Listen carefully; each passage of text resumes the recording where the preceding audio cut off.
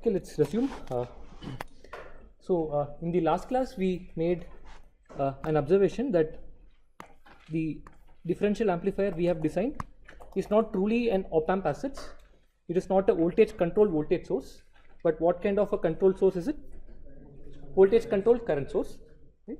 I mean, this not be surprising because what is the output resistance for this structure here? What is the output resistance here? R0 of this transistor in parallel with this one. And ideally you want this to be a large number or a small number. So at the output you have something having a large output resistance. So do you think that will behave like a current source or a voltage source? So it's not surprising that this is a voltage controlled current source, and that's why we don't call this operational amplifier. We call this operational transconductance amplifier or OTA. Okay. So as I was saying, this makes sense because the way this circuit works is as follows. We provide the input voltages. These transistors convert the voltage to a current, and we let this current flow through a large output resistance to generate the large output voltage. So that's why this is behaving like an OTA. Right? And in particular, we looked at the common mode differential mode gains. And then towards the end, we started to see in practice how do you specify the limits on the signals that we can feed at the input of your negative feedback system. So let me just continue from that point. Oops. So the argument is as follows. You have designed an op-amp, right? Now you will not know, the customer will finally use the op-amp in what kind of circuit. All you know is they'll be using it in some kind of negative feedback. Say some guy uses it in inverting amplifier configuration with some gain of 2. Some guy might use it with a gain of 10, some guy with 100 and so on. So it doesn't make sense to specify, what is the voltage for each circuit, because some guy might replace his resistor, make an inductor, some guy put a capacitor, and any kind of complicated circuit you can make. So that's why instead of specifying the limits on the actual inputs and the output of your negative feedback system, you specify the limits on the inputs and the output of the op. So you specify V plus, V minus and V out. And in particular, we notice that if we use it in negative feedback and you did a good job in making this op-amp to have a large gain, then both inverting and non-inverting terminals will have the same potential. You don't have to give limits on both of these voltages individually. Instead, you just specify what is the common voltage for both of them. So that's what we called as the input common mode voltage. It's essentially the average of the inverting and non-inverting terminals. And that's what we do, specify the limits on the input common mode and the output voltage. The moment this is known, based on your circuit, you know what is the input common mode in terms of the actual input. You can back calculate. Right? Okay. And again, we cannot have arbitrary voltages at the inputs and the outputs of the op-amp, simply because we have to make sure the transistors are biased in saturation. That is the most important thing we have to take care. Right? Of course, there was another comment towards the end of the class that we should also look at the small signal part. Yeah, that is true to some extent, but let us say look at this circuit here. This is the actual small signal that I am trying to amplify. But what is the actual signal that goes to the inverting terminal and non-inverting terminal? Does it have any VI component? I mean, if the op-amp has a really large gain, the inverting terminal will approximately only be equal to VB. So as long as you are having a large enough gain, if this voltage swings a lot, this swing will not get reflected here. That's why you don't have to worry about that much. And secondly also, right, see, let us say for a MOSFET, the small signal VGS has to be much smaller than 2 times the operating point VGS minus PTH. That is the limit for small signal approximation to be valid, right? Now let us say I don't satisfy this inequality.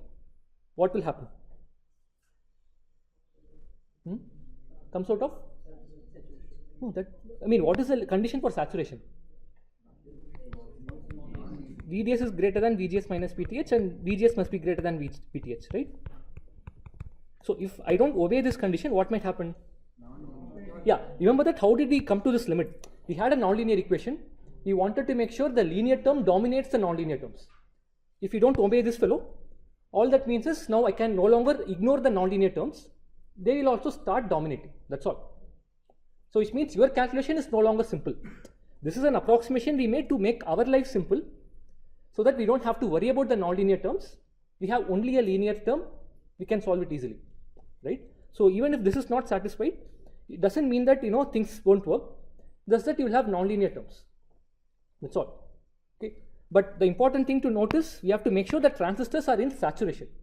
Because remember, we had a two-port nonlinear network. We had to make sure that we are biasing it in that region where Y22 is 0, right? The saturation region. So that is really important. So our primary limit will be to make sure that will be based on ensuring all the transistors remain in saturation. Is that clear? So let's calculate. Let's calculate this input common mode and output limits for our 5 transistor OTA. So let me actually draw the circuit quickly.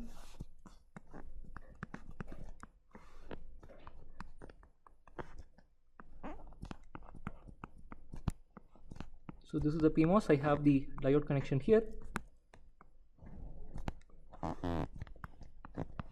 This is the other NMOS, and I have the current source NMOS. So let's say this is biased with a current I0. This is M0. So let me call this M1, M2, M3, and M. Okay. Now my goal is to try to find the range for my input common mode, or I will say this is typically called the input common mode range, ICMR. Not Indian Council of Medical Research, but input common mode range. Again, notice that when I am using my op amp in negative feedback, both the inverting non-inverting terminals are at the same potential, and that's what we are calling as the input common mode. So I'll assume that here I have the ICM. Let me make some space first. So this is the ICM. This is also VICM. The same voltages are on both sides. Now I just have to find the minimum and maximum voltages here so that all transistors remain in saturation. Okay. And before we start doing that, let's make sure conditions are clear. For NMOS transistor, what is the condition to be in saturation? VDS greater than, and of course VGS must be greater than VTH. That we'll assume it's fine. So which means my VD must be greater than VG minus VTH, or VG is smaller than VD plus VTH. Same thing. Again, this is something you should, hopefully you know already. I'm just restating the obvious. Similarly, what is the condition for PMOS? The same thing, just change the polarities. This will now be source to drain must be greater than source to gain minus the mod VTH. So this we can simplify. It will just become drain voltage must be smaller than VG plus mod voltage. That's all. So hopefully this is clear. Now let's try to calculate. In the idea behind the calculation, I mean the logic behind the calculation is pretty simple. Let's first assume that I am reducing my VICM.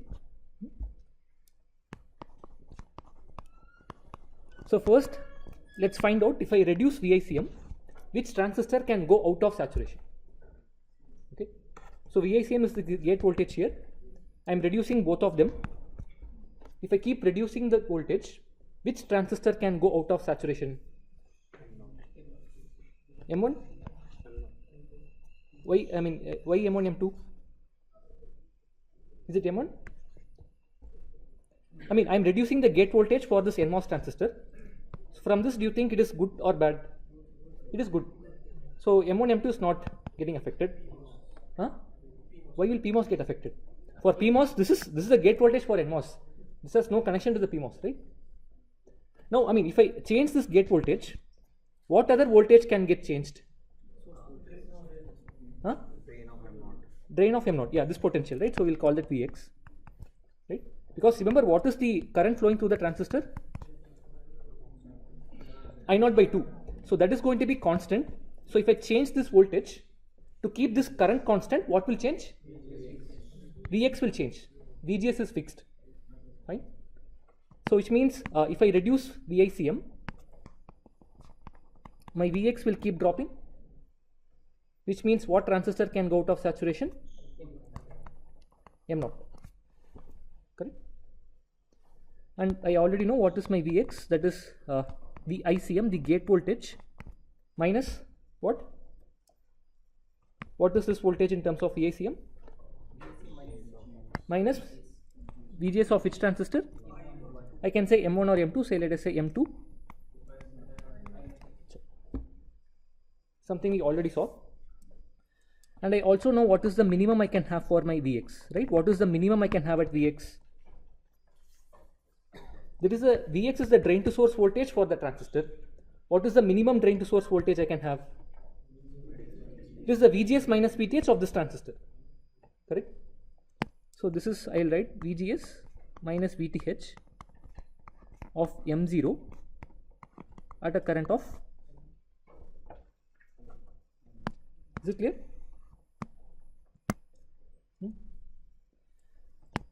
And typically, instead of writing VGS minus VTH every time, we call this the overdrive voltage.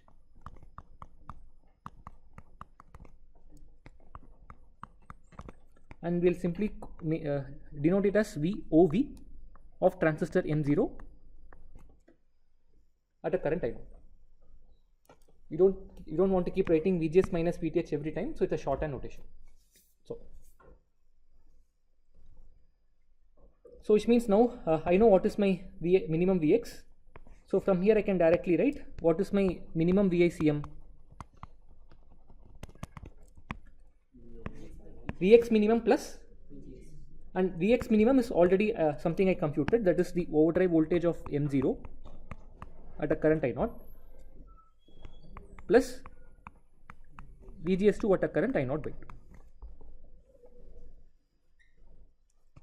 So I have just used this here. I have written VICM in terms of Vx.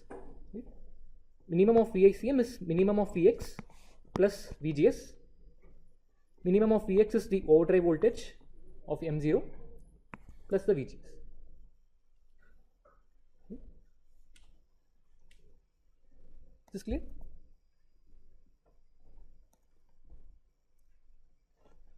This you can also look at it from the circuit and infer it. See, you see that this gate voltage is essentially this VGS plus the VDS, correct?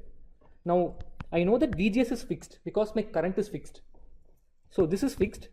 So the lowest it can go will depend on the lowest this voltage can go. And the lowest this voltage can go is how much? The overdrive of this transistor. So which means the lowest the gate can go is the overdrive voltage of M0 plus the VGS of the transistor M2. In the future you will be able to write it directly from inspection, but first few times we'll do it the brute force way. Cool. So this is the lower limit. Let's do the upper limit. So now I am assuming that my VICM is increasing. If the gate voltage here keeps increasing, which transistor can go out of saturation? Yeah, of course you see that for NMOS transistor, drain should be at a higher potential. So if you keep increasing the gate, those guys can go out of saturation. So let me say it's M1 or M2, doesn't matter. So what is the maximum the gate potential can go? In an NMOS transistor, the maximum gate can take is one threshold above the drain voltage, right? So this is going to be one threshold above the drain voltage. So I will say VD1 plus VTH of M1. Okay.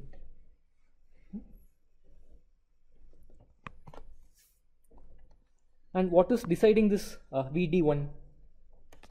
How is this is VD1? Remember, it's not clear. So what is deciding this voltage VD1? VD1 is equal to the gate voltage of M3. So what is that voltage? This is VDD, right? And remember, the current flowing through this transistor is also I0 by 2. So the source to gate voltage of this transistor is also fixed. So the drain voltage here is going to be VDD minus VSG of transistor M3 or M4 when it is biased at a current of I0 by 2. This is my VD1, okay, plus one threshold voltage. Is it clear?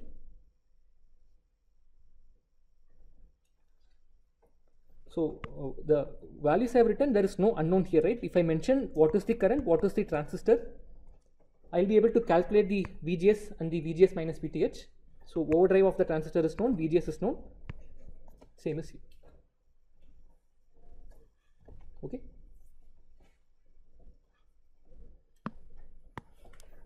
So this is the input common mode range. So let's do the output limit.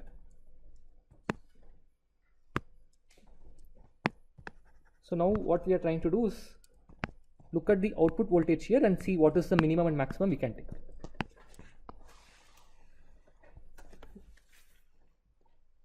So we'll do the same thing. We'll first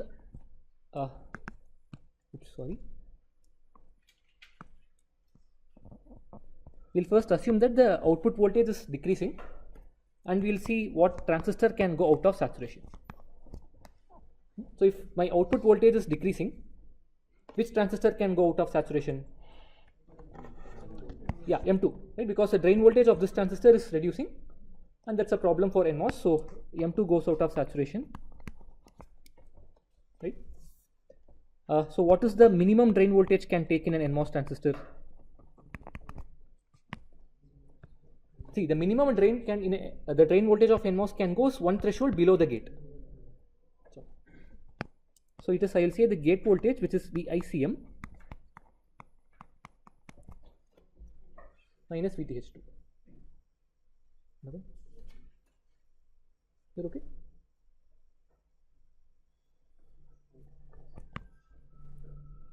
Now, of course, let's try to find what is the absolute minimum Vout can take, right? The absolute minimum Vout can take will depend on what? VICM value, right? And we already know the minimum value of VICM. And what is the minimum value of VICM? Can you tell it by inspection now? It is the VGS of this transistor plus overdrive of M0. Okay. So VICM minimum is basically the VGS, which is fixed, plus the overdrive, that is the minimum you can have for VDS. So I'll write it directly. This is the overdrive of M0 at a current I0 plus VGS2 at a current I0 by 2 minus VTH2.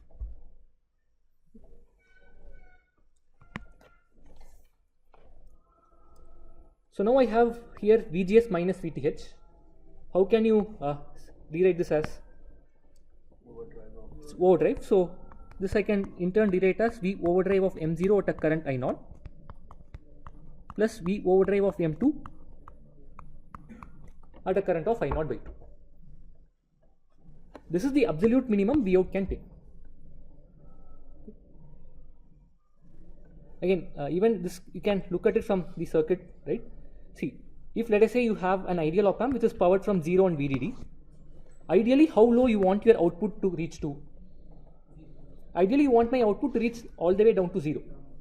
But I cannot do it here because I have to maintain one drain to source drop across M2, one drain to source drop across M0. Minimum drain to source across M2 is the overdrive voltage of M2. Minimum drain to source voltage of M0 is overdrive of M0. But one thing to always have in mind that is that Vout reaching this absolute minimum is conditional upon the fact that you use the minimum possible value for VICM. Okay. If you don't use this minimum value of VICM, then Vout will not reach this. If you use some other value for VICM, the minimum Vout is that VICM minus VTH2. So that's something to have in mind. It is dependent on this gate voltage. As long as you have independent control on the gate voltage, then you can connect the gate voltage to the appropriate minimum value, so that the output can go as low as this. So it is not always that this is V overdrive plus V overdrive 2. It depends on the gate voltage. Okay. So similarly, let's do the upper limit. So let's see what happens if Vout increases. If Vout is increasing, which transistor can go out of saturation? M4 because for PMOS transistor you want drain to be at a lower potential. And what is the maximum the drain can take here? So let me write it here. This is M4. The maximum drain can take, that is V out max. It is essentially one threshold voltage above the gate. That's all. And we already know what is VG4. What is that? This VDD minus source to gate of say M4 at a current of I naught by 2 plus mod VTH4.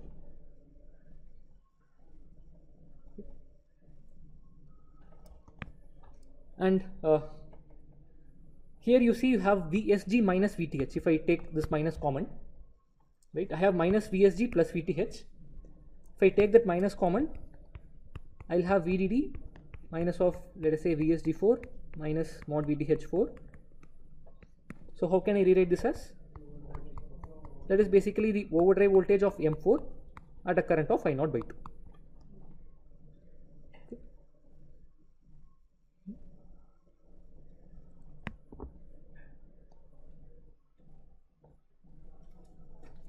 So this again you can look at it from the circuit itself. Again, if you have an ideal op amp, the maximum how high you want your Vout to go to? You want this to reach as high as VDD, but of course you can't do because you have to ensure one source to drain drop across M4. That minimum source to drain is that overdrive voltage. But again, remember fundamental limit is this. It is the gate voltage plus a threshold.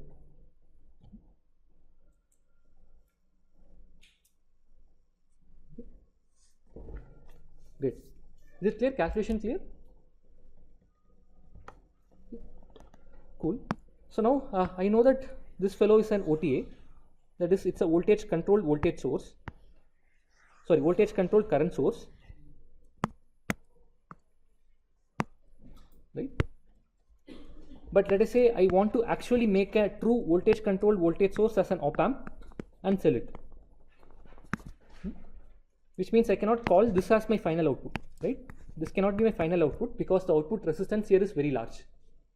So what can I do here to get true VCVS? What do? I put a voltage buffer. Why will this help? Yeah, remember if you have a good voltage buffer, the output resistance of that voltage buffer is very small. That will help us because you already achieved a gain from this fellow. Gain is, this fellow has a gain of 1, you get the same gain over. Okay. So this is something in principle you can do, but let's see.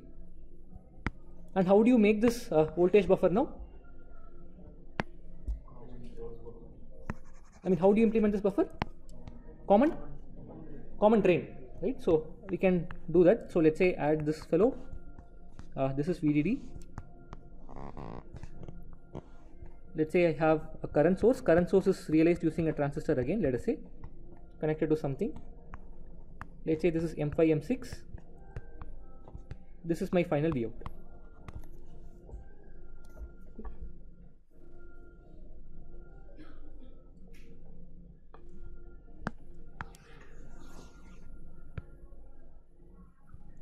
So although in principle you can do this, on chip we try to avoid doing this for the following reason.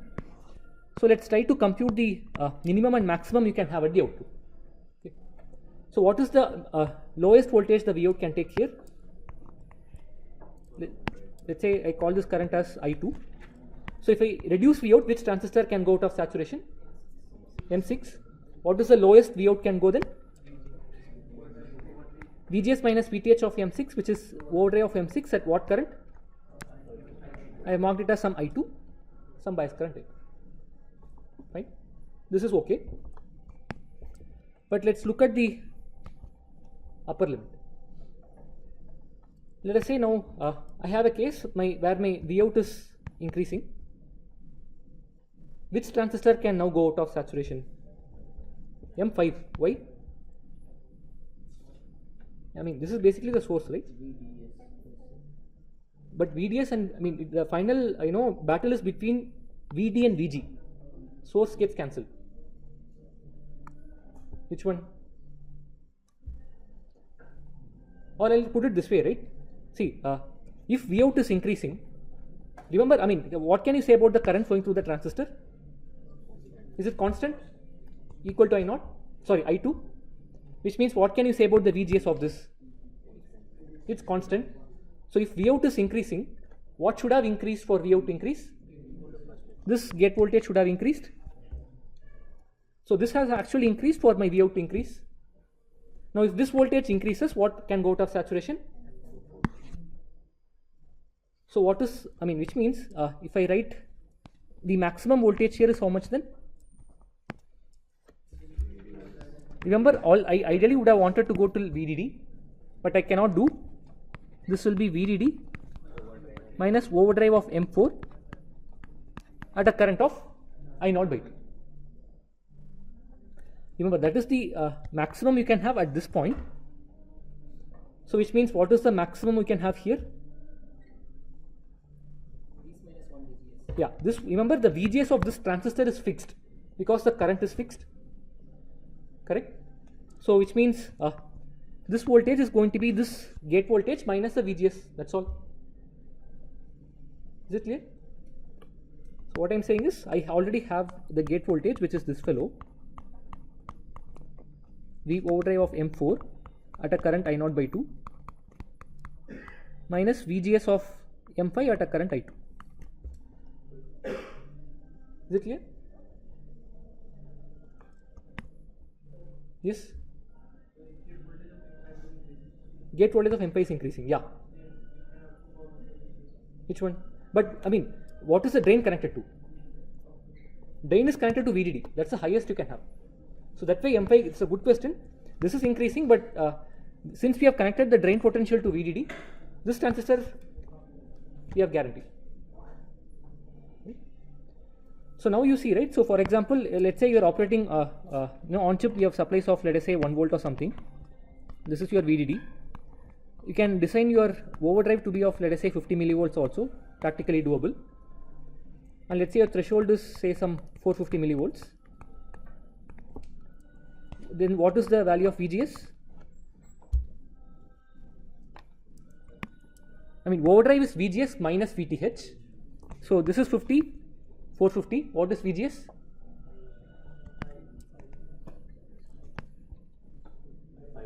I mean, A minus B is 50, B is 450. What is A? 500 millivolts. So now you see, right? If I didn't have this fellow, the maximum I could have gone is how much?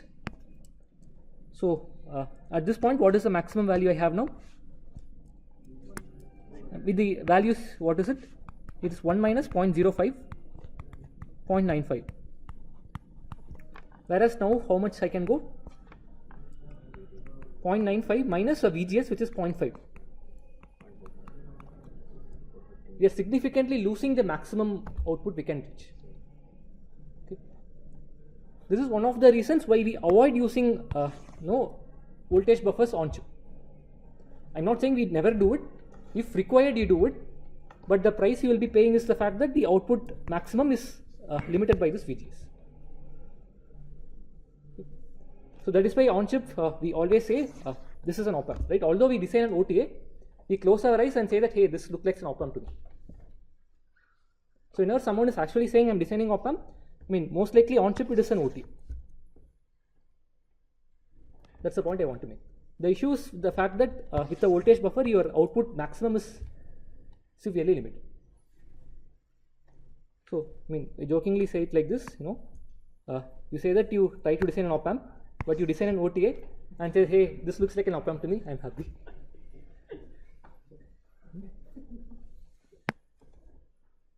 So anyways, now we don't have a lot of time. So what I thought I'll do is maybe I'll do this, right? So yeah, so let's try this. Without buffer, how will the range be? We just saw it without buffer. This is the range we computed, right? So can't we move with that? Sorry, can't we? Can't we proceed with that? Yeah, that's what we do. We don't use a buffer. I mean, that's the point I was making, right? See, this alone is an OTA. Only if you add the buffer, it becomes an op amp, right? But what we do, because same thing you told, we don't do this. We just use it and say that it's an op amp, right? It's a loose terminology we have.